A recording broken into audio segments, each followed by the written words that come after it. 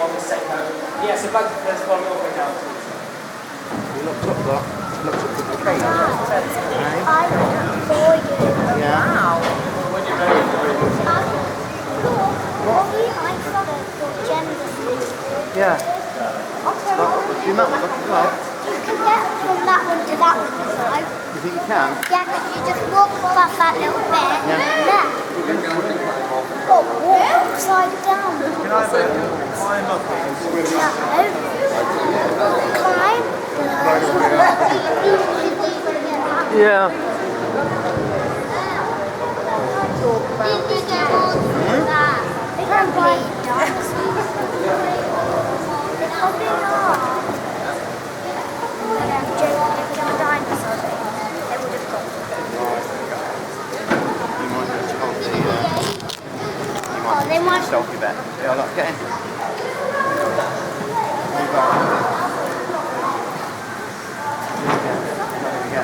You need your flashlight. Yeah, but you don't do it. It doesn't do flash forward. Yeah, it does. No, it won't. It won't do flash forward. Better go on. Just do it now. Where are you going?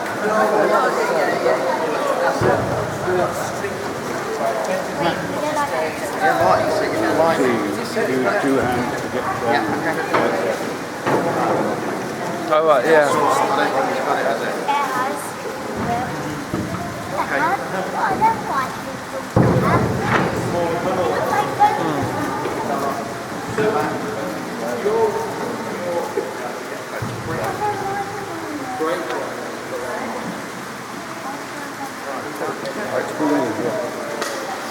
Yeah, quite cool, yeah. I gotta check.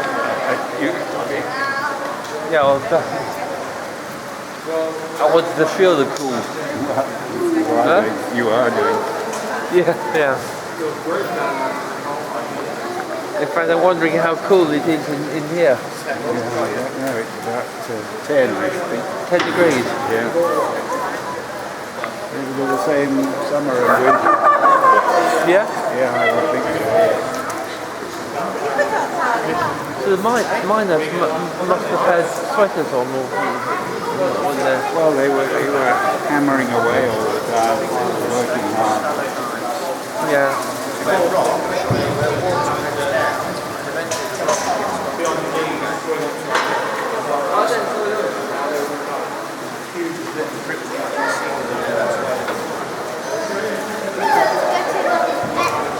Alright. Maroon. Yeah. Bye bye to the boat. Oh, we got lights. Yeah.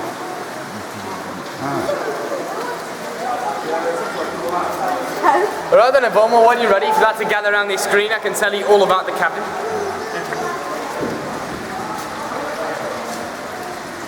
And now on here you can see very briefly where we've been so far.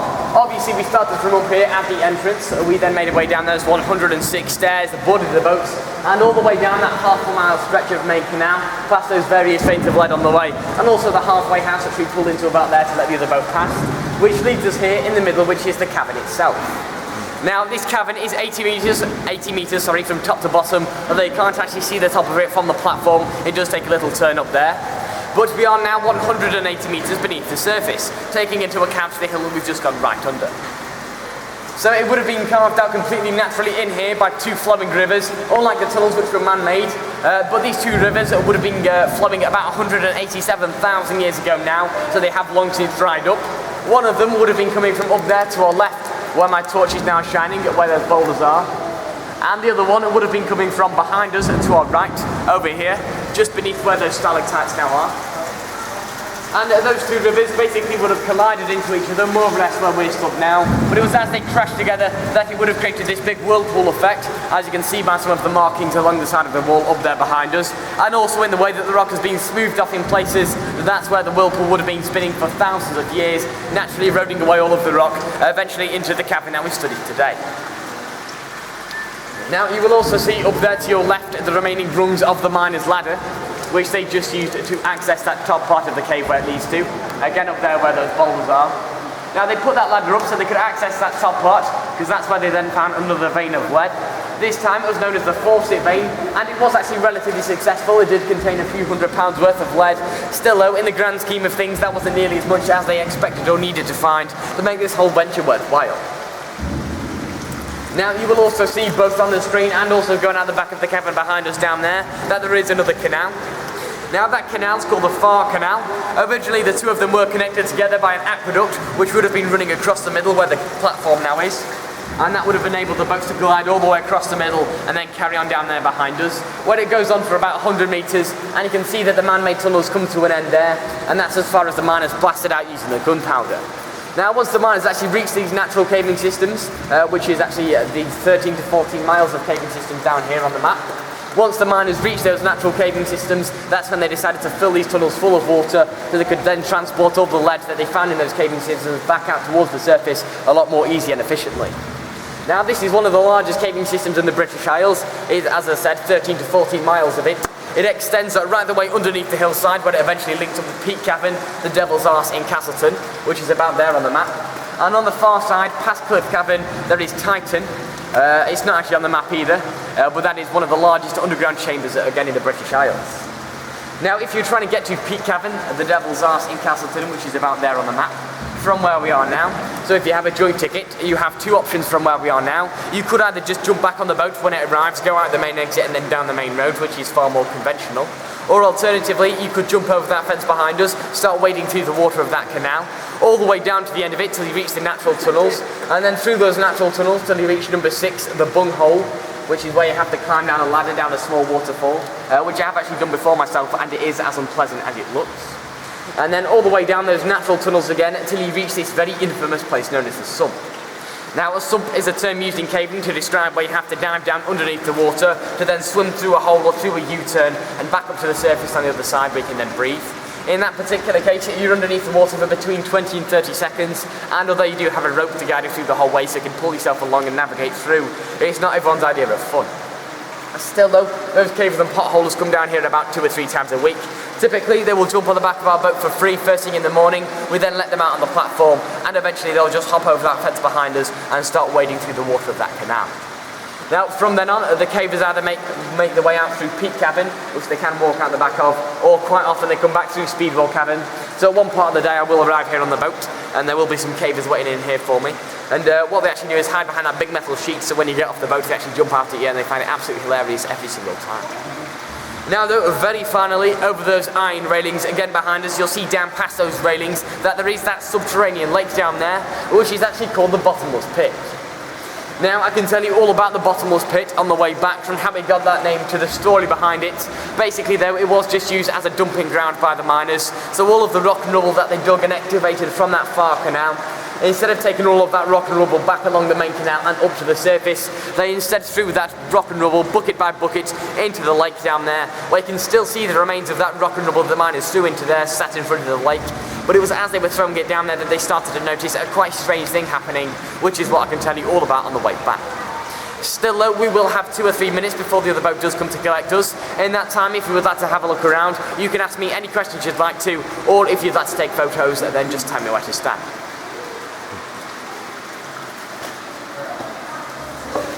Are you cold?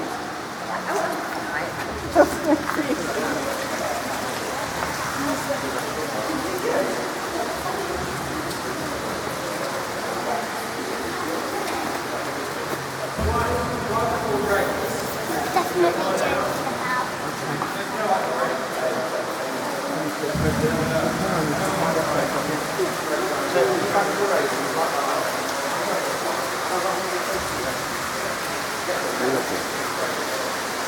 See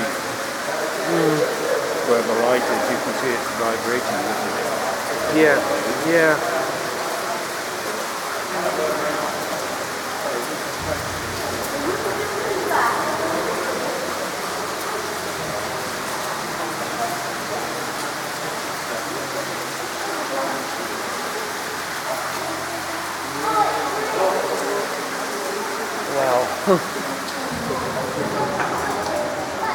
Yeah, well, I'm not going to go caving. I don't think I'm going to go caving either. Half a minute under the water. Yeah, yeah. Freezing cold water. Freezing cold water. too, yeah. Yeah. They have wetsuits on. Yeah. I know that. I don't think my camera will survive. Sorry? No. No, that is just a pit, isn't it? It's not anywhere where there's... I need a fully waterproof camera if I want to take photographs.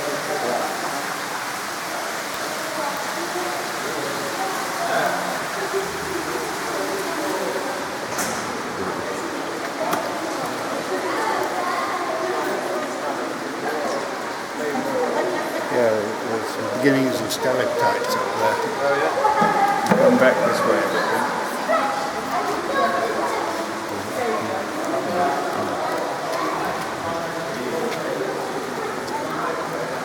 You see those white things hanging down? Those are stalactites. Are those ones there? Caused by the water dripping down and calcifying. Alright, okay. And you can't see it, but from the floor there'll be stalagmites, which is where the water drops to, and it will come up Right. and it piles up.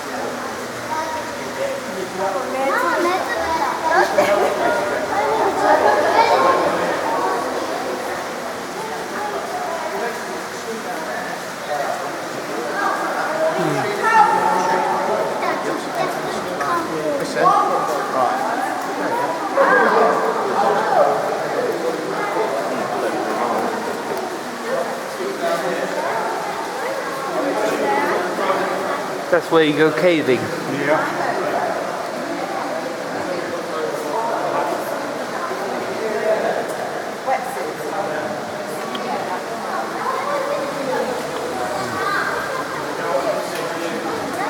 A little ladder you can go down. Yeah. How deep is the water, do you think? I think about 2 feet. 2 feet? Yeah. Up to your knees. Right. Sloshing down. It goes sloshing down there. Yeah. Just down there.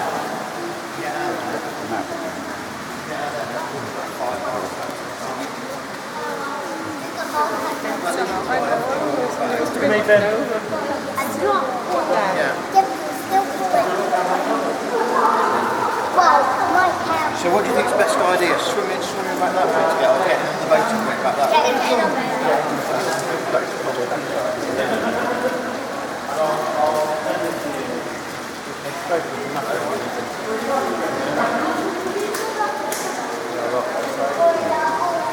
You can get photos.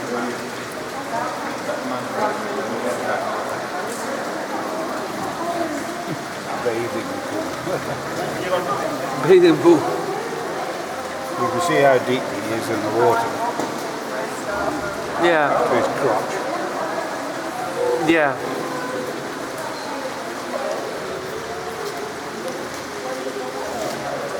This is a girl, isn't it? Yeah. She's here.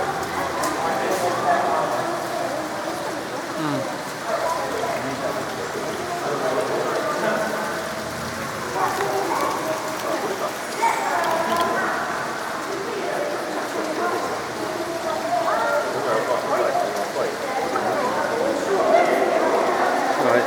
The water rushes down, I suppose, in the bunghole. Yeah.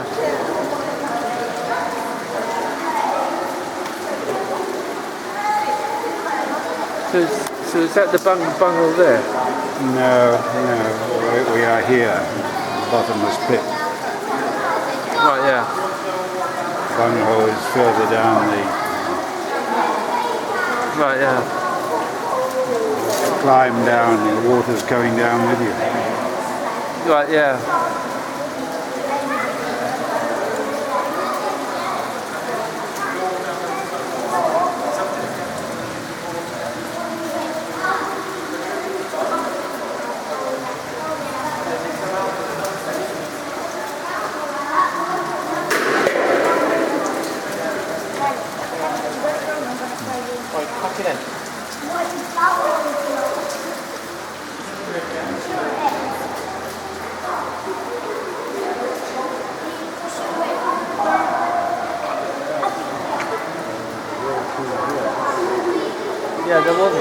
Yeah, that's what I said.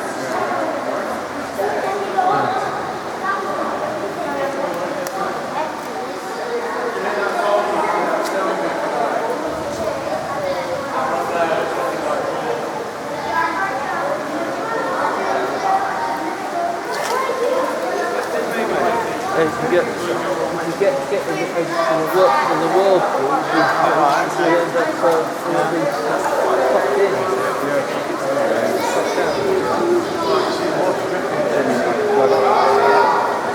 Yeah.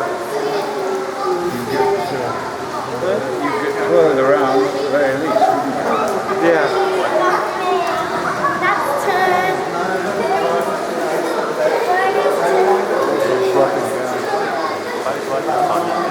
Yeah.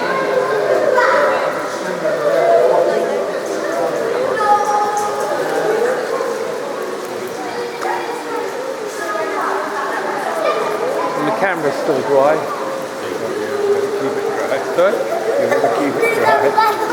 Yeah. You walk through it with me. You walk with it.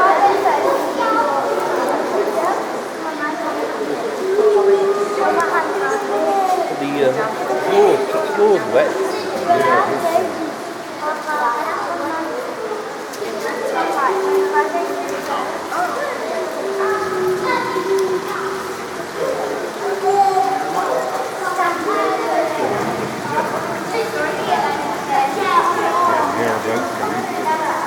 Yeah, I can hear a boat.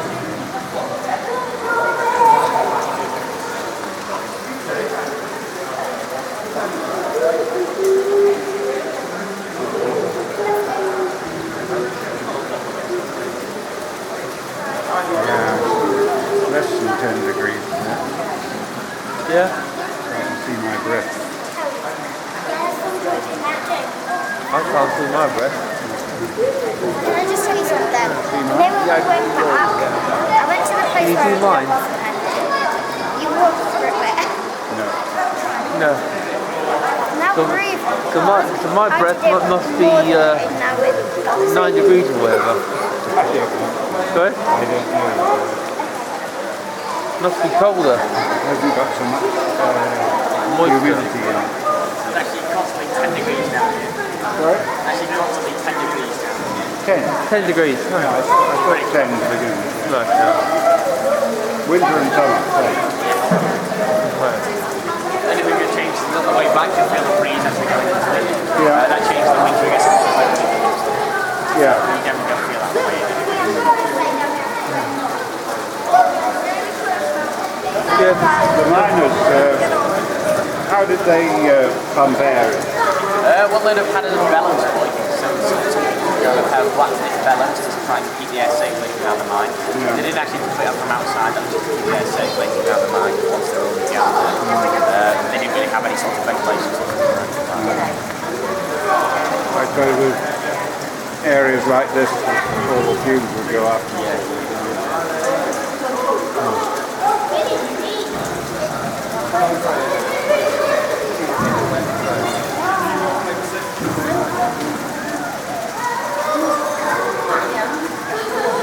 Alright then everyone, well the other boat is about to arrive with us now. When he does arrive, if you would like to head towards the iron railings on this side of the platform so we can let everyone else off the boat before we get back on.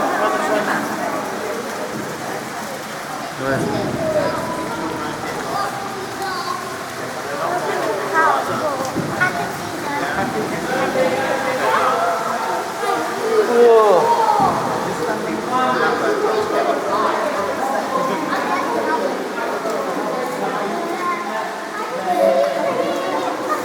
I can see people. I can see Your head people. okay? I'm here. Sim. No You are responsible.